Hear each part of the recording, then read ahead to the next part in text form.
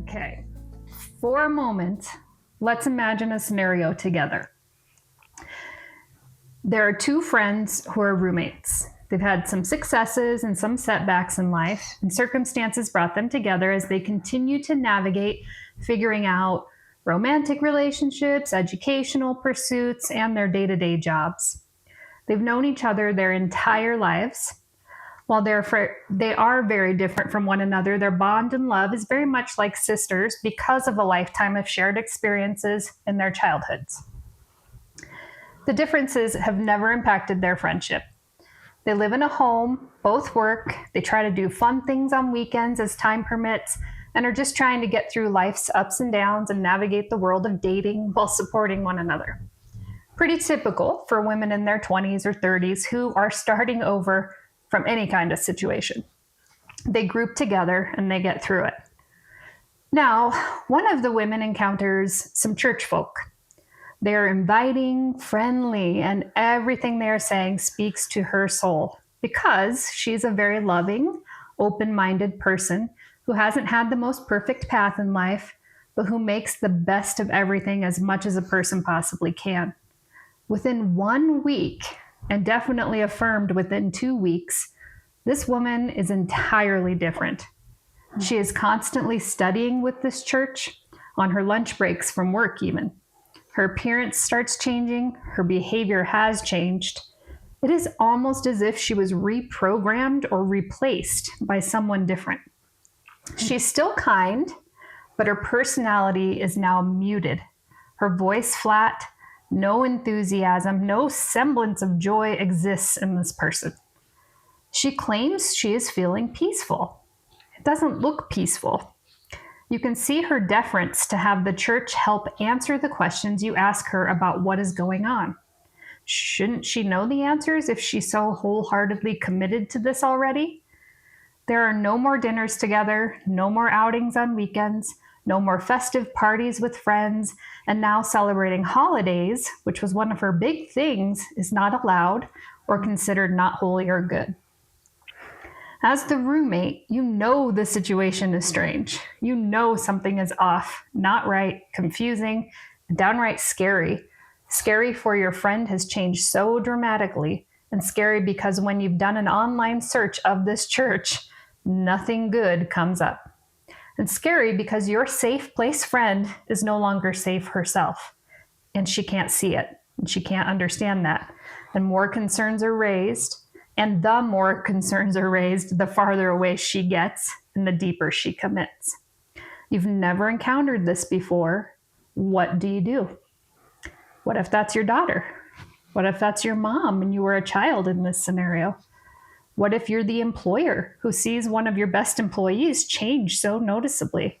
And what if it was your sister?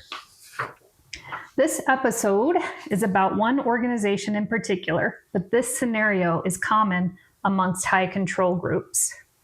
Welcome to Culty Country with Jess and Kirsten, and welcome to an examination of World Mission Society Church of God.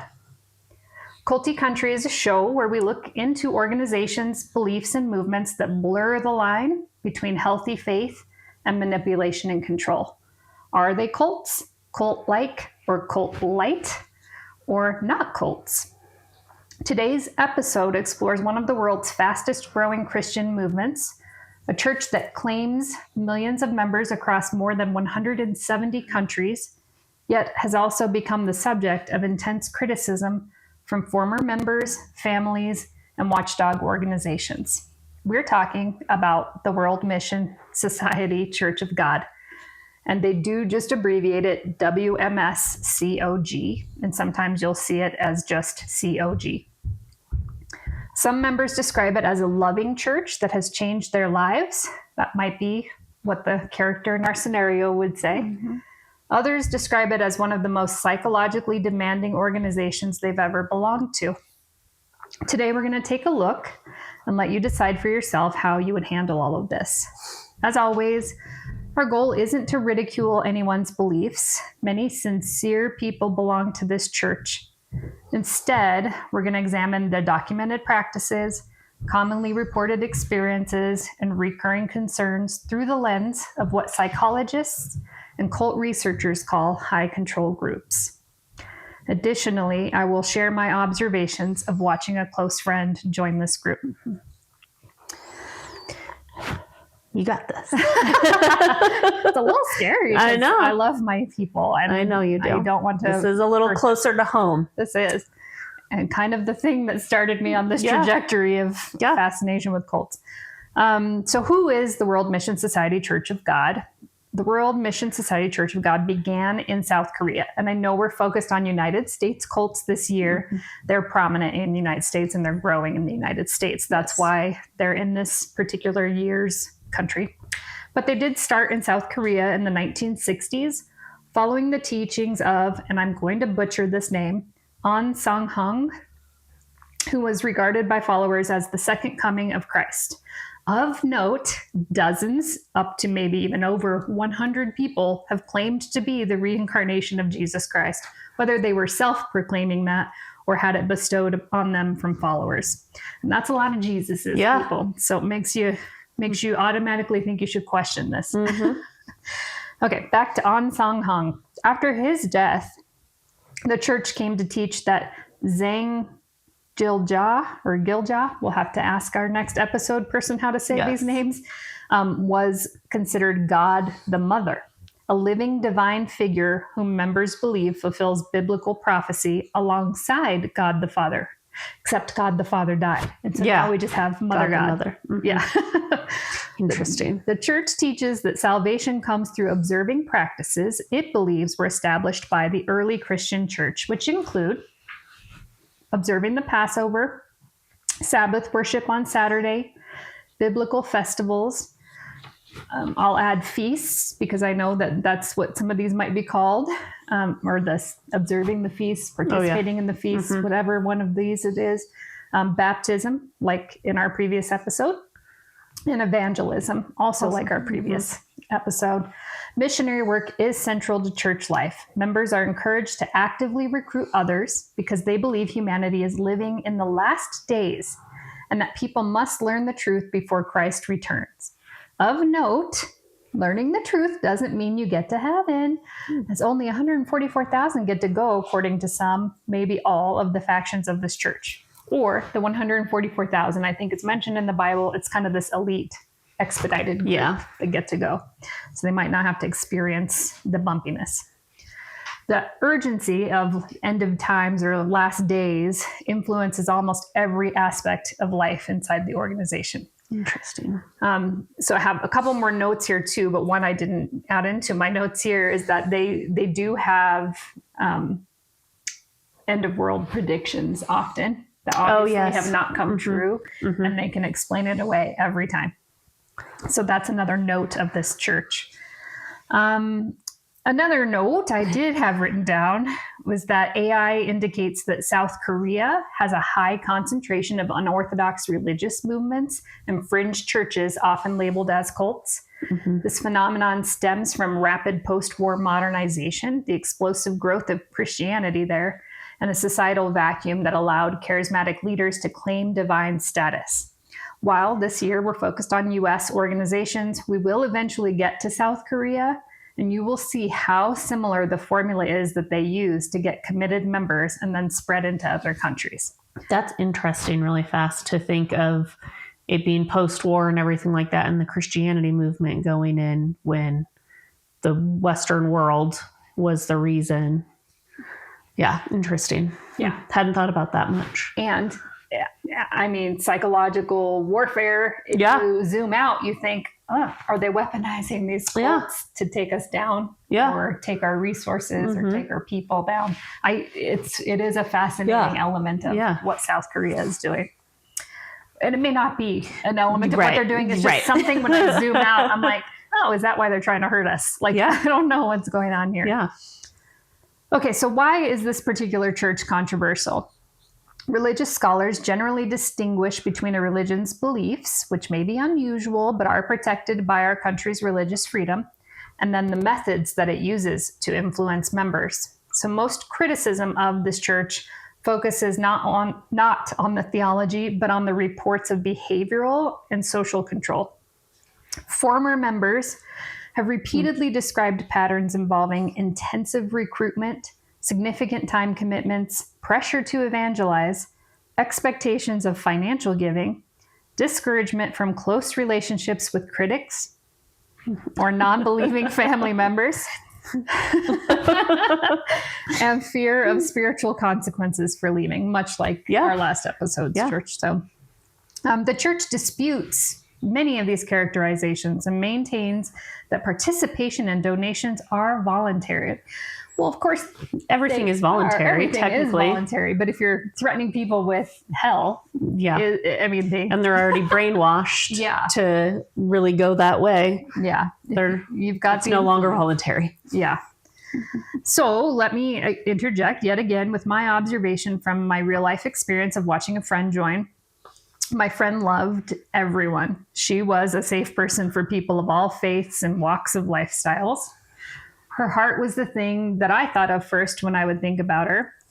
This church taught her, or in my opinion, programmed her to believe that LGBTQ lifestyles were wrong, which encompassed a good portion of her friends. It dominated her time, squeezing in Bible study over lunch hours, nights, weekends. I was renting a room from her at the time. She did evangelize in the evenings, putting not only herself at risk by walking neighborhoods after the sun had gone down. And in our state, that's like by 5 p.m. during the winter and colder months, and by taking her children with her. I heard about the love bombing from this church. She didn't describe it that way, but listening to her excitement about this church, that is what they were doing with her. I saw and felt the separation or distance from friendships. Obviously, a chasm was growing between her and I, but I also saw it start with family members. She eventually let church members move into her home. I had moved out by that point. She would let church members move into her home and take it over after she was offered a chance to move to Nebraska with the church, where she lived in quarters with other people, again, with her children, which is risky. Throwing away the comfortable life that she had been living and leaving a very stable job, moving away from her family and friends. My friend is smart. She was at a very vulnerable point in her life when this church found her. And I won't disclose those details, but by way of living with her, I was privy to her situation. She was ripe for selection, a single mom and going through some things. She was needing comfort and healing and community. Watching her become a completely different person with very few independent thoughts, primarily regurgitating what the church would tell her, was a devastating thing for those of us around her. I love and care for her very deeply, and if she ever sees this, please know I'm here. If you ever choose to leave, whether that's now, in 10 years, 20 years, I am here. You would still be loved and cared for by those you shifted away from. I promise you this. So that's a little message for her, but it's a little story of who she was and then what all she let go of about who she was. So thinking of her and thinking of this church, why do people join this? One of the most interesting questions is why intelligent, thoughtful people join these organizations, and we've asked that in other episodes as well. The answer is not because they're naive. It's because recruitment often begins with something everybody needs, which is connection. And I think I've mentioned in past episodes how they'll target college students and college campuses because you're away from your home, your family. You don't have a community for the first time yet. Usually. And and if they can suck you into their community first, then they've got you. And they look for those that are at a vulnerable state. Yep, single people, single parents who need extra help. So you've lost family members. Unfortunately, I think some, I don't know necessarily with this one, but they read like the obituaries and they send letters to the remaining parties and try to make that connection. Yeah, gosh, that reminds me of another roommate I had who lost her husband and just all day listened to evangelism TV and was completely sucked into that 100%. I would not be surprised if she was donating money constantly to the 800 number. But yeah, she definitely needed something after her husband died. So that is a good thing to point out. Many former members described first being approached by someone who was unusually warm, friendly, and very, very interested in them. So that would feel very good if you were feeling some feelings. If you were in your feelers.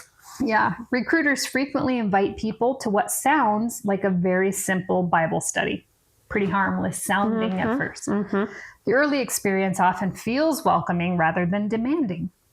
Researchers studying high control groups sometimes refer to this process as love bombing, an intense period of attention, affirmation, support, inclusion, and it can create a powerful sense of belonging. And I know that's what happened with Yeah, definitely. Whether that term accurately describes every congregation is debated, but many former members report experiencing an unusually warm reception during their introduction to the church. It does change. It does shift. I can tell you it doesn't last forever. So they get you hooked. They get you, Yep. And get then you you're in, stuck. get you vulnerable, and then, And then you're stuck. Yes, you are. Let's look at financial expectations. So money is one of the most sensitive topics surrounding any religious organization. Like many churches, this one teaches tithing and accepts donations. They're totally voluntary. They're totally voluntary, guys. Sorry. That's true. Critics, however, have alleged that members may experience strong social or spiritual pressure to contribute financially or devote substantial unpaid labor to church activities. That makes me think of Scientology's Sea Org. Yep. Yeah. Huh. Yeah, there's definitely formulas being applied all across these. Former members have described feeling that generosity was connected with spiritual faithfulness. So if you give up everything and give them all your assets, I mean, you're going to be quite Move out of your home spiritually- so we can move in. Yeah. While others have said they willingly gave because they believed in the church's mission. I can see if you're drinking the Kool-Aid and you're like, this is the way, and the world's going to end in 2 months. Yes. Of course I'll give you my home and we can all live there happily together. Like I can see that compulsion and thinking that that's safe and okay to do. Importantly, these experiences do vary, and there's no evidence that every congregation operates identically. And we know that for sure just from simple Google searches where there are twists and turns, and even recent ones that I've learned about that are taking the theology a different way. Questions that investigators often ask include, are donations genuinely voluntary? Kind of like we question. Yeah. Can members decline without social consequences? That I haven't entirely delved into. I don't think they're hunted down like they are in Scientology, but they might be shunned. Like they might not be able to come back. And there is another fold to this church where some congregations, again, not all, like if you say you were a special needs adult, they would find a way to kick you out. Oh, really? They don't want you're a tax on the resource, not a contributor. So that's true. Yeah, there are some unique organizations within this organization. Is financial transparency provided? So I always think, where does my dollar go? Is it going to Mother God in South Korea? Or is it truly doing something that you beneficial advertise that you are doing to donate to communities? Are members encouraged to sacrifice beyond their means? I'm going to say maybe, just from what I've witnessed. I don't know if it was the choice. I don't know. You have a steady income, you have a home you own, you have everything you need for you and your kids, and then all of a sudden you don't have enough money to get a used car that's a couple $1,000. Yeah. Something happened. Something changed. Yeah. So maybe they're sacrificing beyond their means. So these questions apply to many religious organizations, not just World Mission Society Church of God. There's also the element of time commitment. And this was where it was most shocking for me to witness, was like there was no time for her to have her own life anymore. Yeah. So money isn't always the greatest sacrifice. Time often is. Former members frequently describe church life becoming the center of nearly every single day. Activities included frequent Bible studies, worship services, evangelism, volunteer events, voluntold events. Yeah, I was like voluntold. Yeah. Prayer meetings, festivals, and outreach. Like you are so busy, you don't have time to think outside of the church.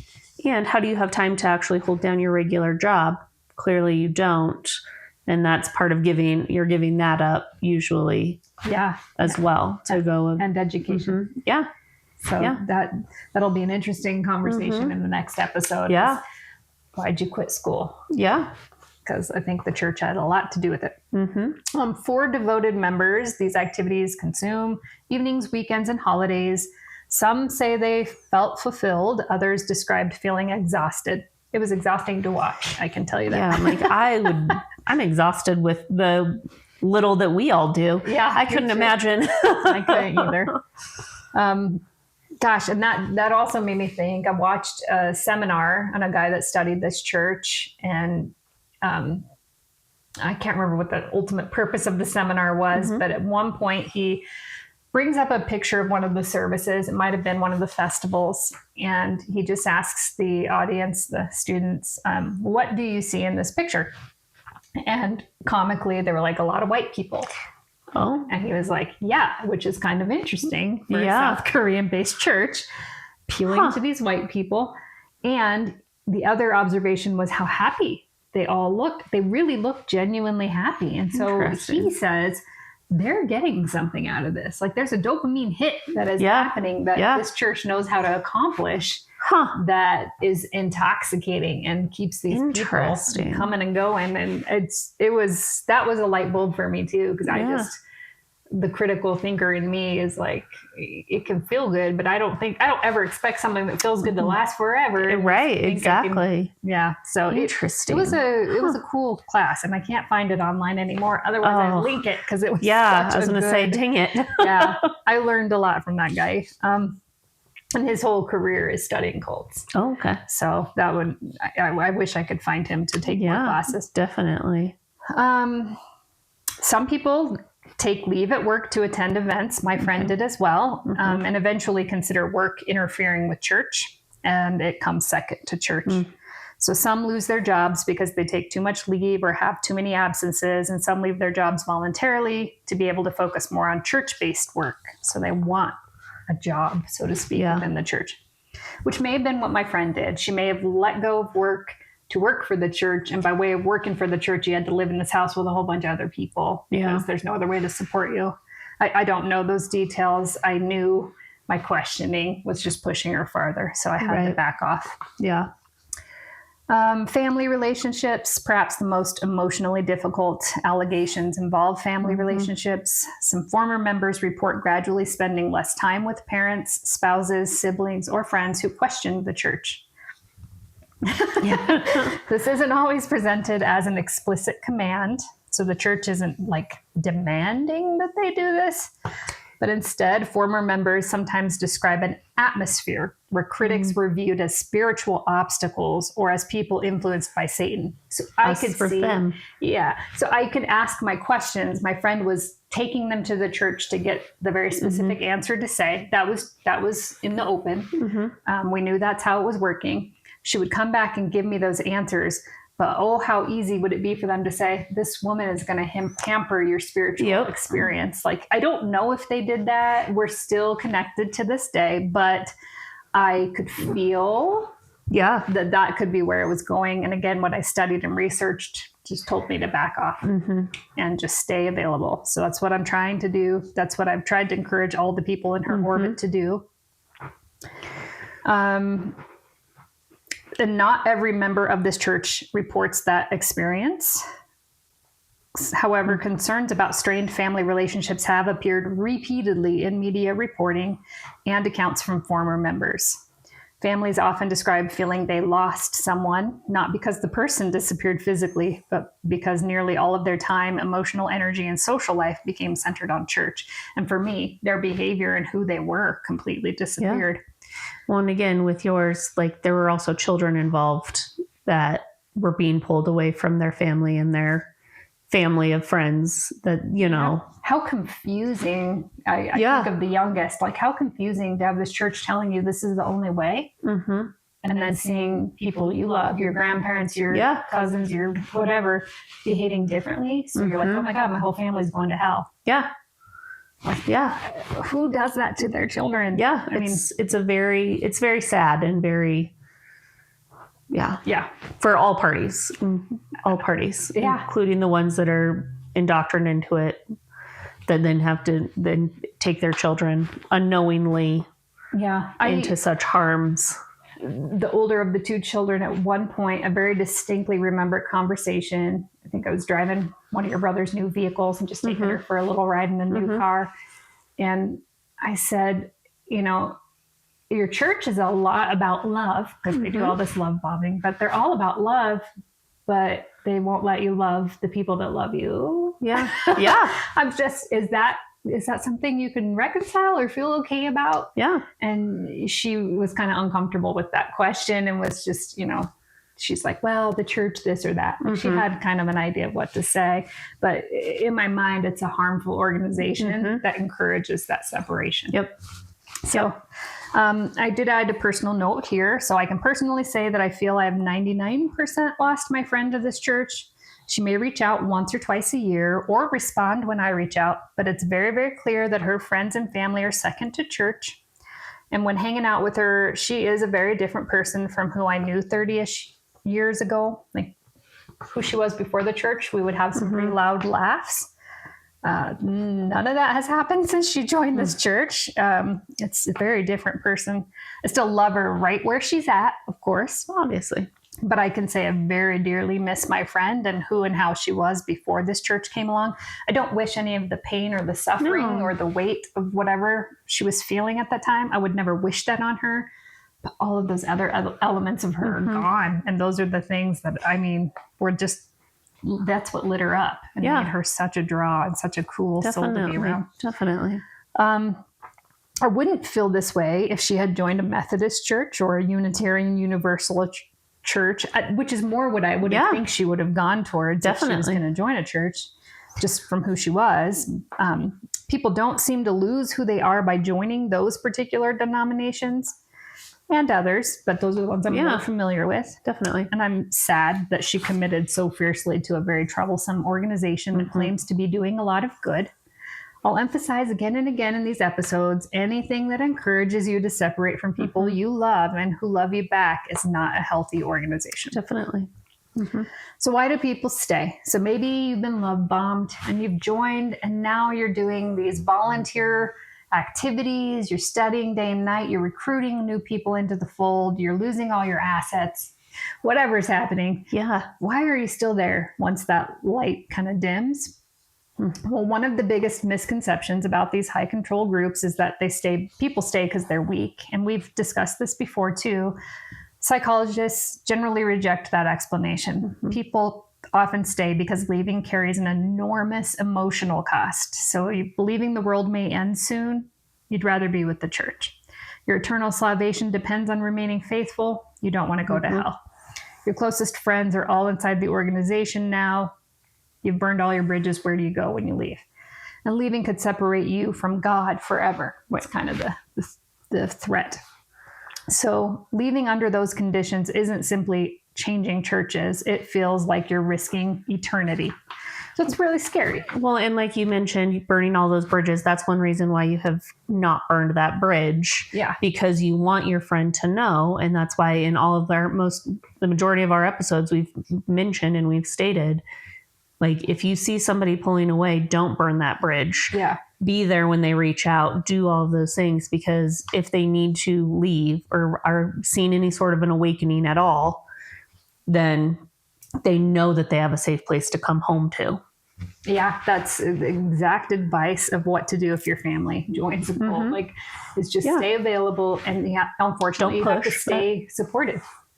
So the comment I have said to my friend small handful of times, I don't have to say it anymore, but I've said, if you are doing no harm and bringing no harm to anybody, then I'm perfectly happy to accept where you are. Yeah. That's what I say. Inside, I'm like, you have suffered harm and you just don't know it yet. Yeah. Or maybe you do and you just don't know what to do with that information, but she's not physically hurting anybody. No. I hope to God she's not taking other people's money and resources. I don't know. Yeah. And even though it's happened to her and she doesn't recognize it, as long as she's not actively doing harm, I tell her that I don't have issue with where she's at. I do. Yeah. Right. But I'm not going to push it. Yeah. Yeah.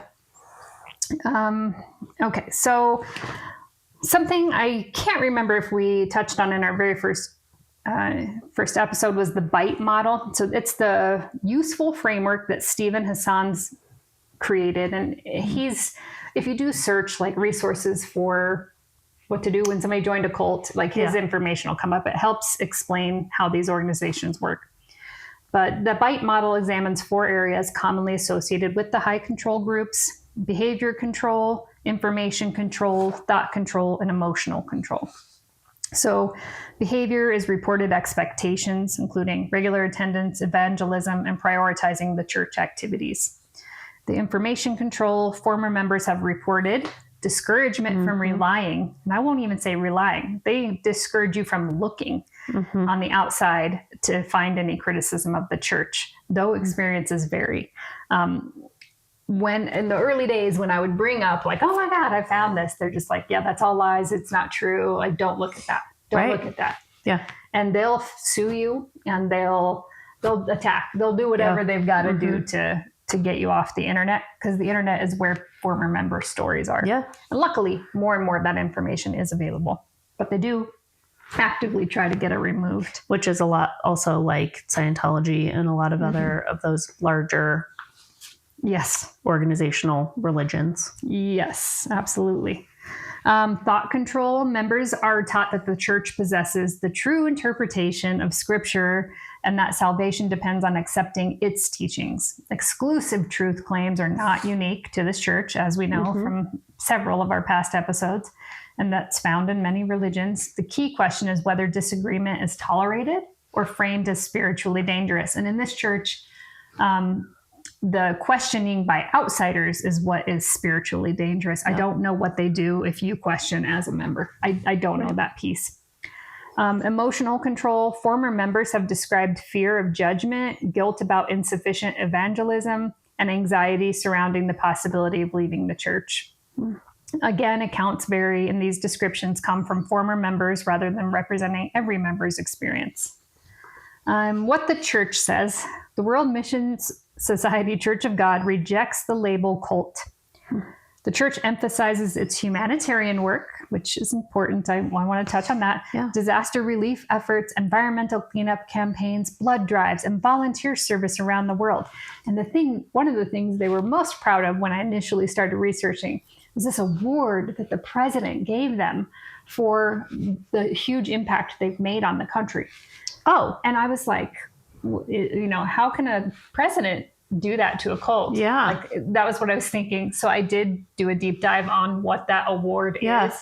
I could apply for that award. Okay. I'm sure it's like, here's a basket of 1,000 organizations that want to be acknowledged for their volunteer work. Sign these letters. Yeah. I don't think it was like, we've really researched you and you're doing the world a good service. Interesting. In addition to that, there is a gentleman online who, I think he was running one of the churches in Denver. He was high up. And they were doing a coat drive. And our next episode, I'm going to ask if the story came from her, because it may have. But I don't think those coats that they did the coat drive for ever made it to the population. So it was all about show. Oh. It was the PR. Mm-hmm. So they look like they're super community-based.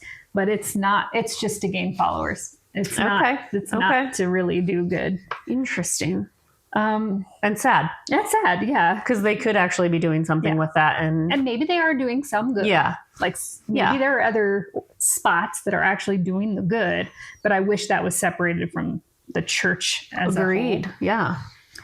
The church states that members freely choose to participate, that donations are voluntary, and that criticism often stems from misunderstandings or theological disagreement.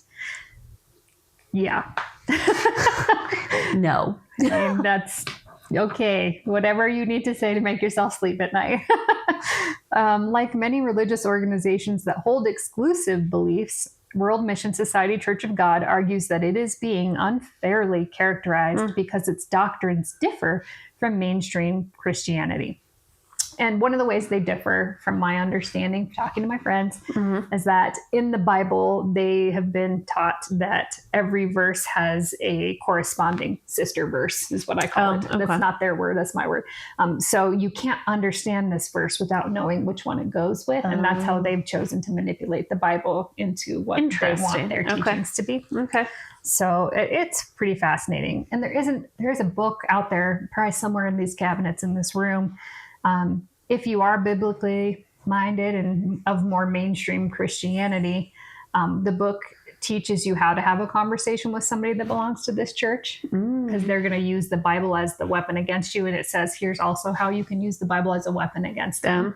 I don't drink any of the Kool-Aids, so I can't use it as a weapon because I don't believe it as truth. I believe it as man-made and man-manipulated. So I never drank that book up. Well, and wanting to not burn that bridge with your friend, you don't want to push too far with that. You don't want to weaponize too many of those words without actually burning burning that bridge. Likely. Yeah. That could likely burn that bridge. And that's a little more scary, I think, for this situation. Most of my questions that I have asked before I understood what I was supposed to be doing were just around humanity. Like, why would you want to belong to an organization that says these people that you have loved for 20 years are sinners and going to hell? Yeah. You know they're good people. You know they're not doing anything evil or hurting anybody. Why would you accept that as truth? Like, that's usually my questions. Yeah. So it's... I can't use that book to argue with, because I'm just both of them are wrong to me, or not verified anyway. Okay, so some final thoughts on this is our Culty check-in questions. I deleted all the final thoughts because I felt like I had interjected so much with my personal story. What did we like, if anything, about this church? I don't know that I like anything. I like possibly that they are doing volunteer and humanitarian work, possibly, if we can validate that in the next episode, that they are doing some of those things. Yeah, then the follow through of it. Yeah, then maybe that would be what I would say that I would only like. Yeah. I don't know otherwise that I will have to default to that class that I watched where people looked happy and looked like they were getting something out of it. So what I like is the moments of joy that they bring people. Yeah. I haven't seen them on my friends, but I like that they bring moments of joy. That's it. Yeah. I put a lid on that because that's the only thing I like about this church. What do they need to improve on? Life. Everything. Everything. And I mean, I think not saying that something's voluntary when it's not, when you're basically guilting these people into giving up all of their time, their family, their friends, their money, their jobs, education, it's not voluntary. Yeah. When those things are basically it's either this and you do all of these things with us, or sorry, you're likely going to hell now. Like, that to me is not okay. Yeah. I would say they could improve on financial transparency. Yeah. So if I'm going to tithe to you every month, I want to know where my dollars are going. Yeah. Who are they supporting? And I want you to be transparent about who's living the large life in this church, who's shacked up in a real crummy house in the bad part of town. And living in a one bedroom with 4 other people. Yeah. I want to know why that's okay. If you love all your members, why is that okay? Would you join? Nope. Nope. I would not only not join, I would put on my fastest tennis shoes and run away as far away and get a bullhorn and scream at everybody to run away. Yeah. I did have a family member So we talked about the campuses, the kind of vulnerable single people, people that have had family members pass. They also go to military bases because those are usually young married couples. It's and true. they did in San Diego, they did go to the military base where my nephew's wife was there with her little kids, and he was out on a ship somewhere. And she posted, she was so excited about this church that stopped by. I mean, this was on a Facebook post. All the red flags went up for me. Yeah. I immediately just messaged her privately. I didn't know her very well. I don't even know if we'd met in person at that point. And I was like, is it this church? Is this the name of the church? And she's like, well, why? And I said, because you need to understand what they're doing and what Bible study means and how it's going to feel so good. And then here's what your life is going to look like. And she very responsibly was questioning my information, which was a good sign, I thought. She's still questioning something. Yeah, she did not join. Oh, thank goodness. So I was just like, spread the word across your friends at that base, because holy cow, that was scary. I would not have even thought about going to bases, but it does make sense, especially they're vulnerable. Especially when one of those spouses is out on a ship or in a current situation we are now of going to war or what, like, not going to war, but whatever. Yeah. And, a lot of people that are in military service are very religious. Like, not all. There are atheists and foxholes. Yeah, definitely. But a majority are of a faith. So it's another ripe population for them to attack. Yeah. Wow. So we have a very special episode that will come out next month if I can get it coordinated. The schedules are kind of difficult to figure out, but it's with the daughter of my friend. She was part of the church for a nice handful of her formative years and transition into adulthood. But she did eventually choose to depart from the church. And it would be really fascinating to hear about her experience, hear about her leaving, and hear about how she feels about it now.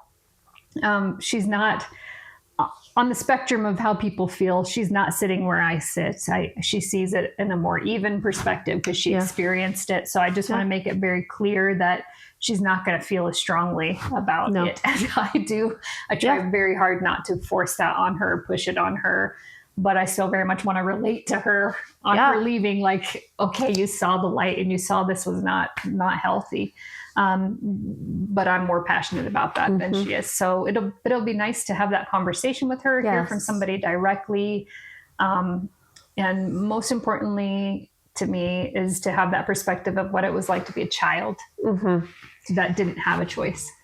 Yeah, I think that'll be an interesting aspect to hear, and just going forward in all of our episodes in general, having that background of somebody that has been in there. Yeah, it's an important perspective because we don't know. And we're kind of making jokes occasionally. Yes. It is kind of absurd.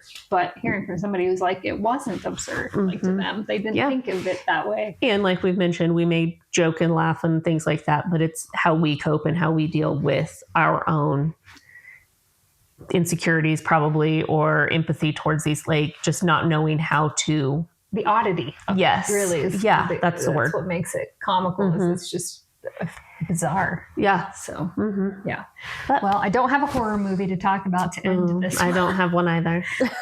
But an episode after the next episode that would come out, I am hoping to do a little paranormal connection to some cults. So it won't be on a specific cult and cult activity. It'll be United States-based paranormal activity potentially associated with cults.